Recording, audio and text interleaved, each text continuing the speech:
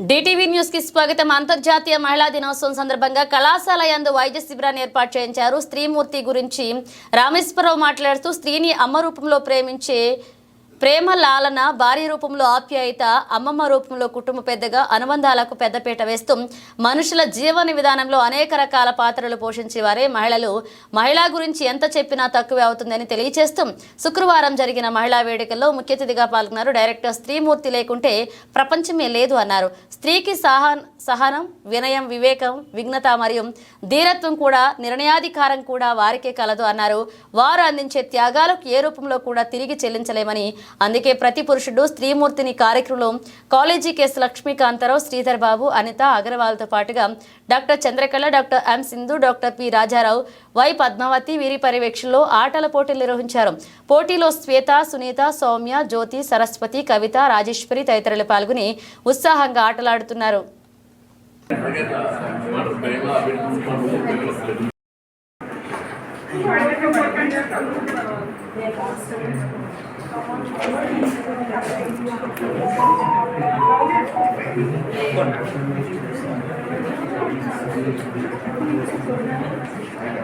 Test చేయించుకున్నారా మీరు? Package పేరు రాజశేఖర్ రెడ్డి. ఏం టెస్ట్ చేయించుకున్నారండి మీరు? Package all blood test, total blood test, golden package, random sugar, BP. Okay.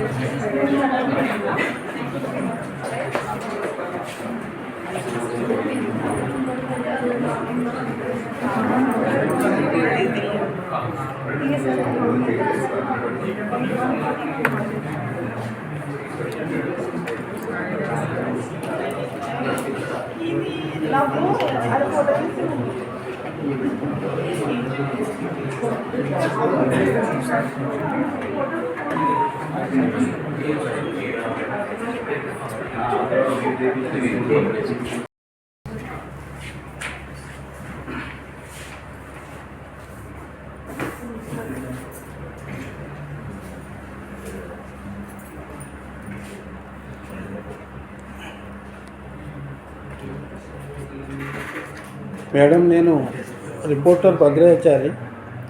ఈ యొక్క క్యాంపును ఎవరి ఆధారంగా మీరు నిర్వహిస్తున్నారు అనేది ఏమన్నా చెప్తారా?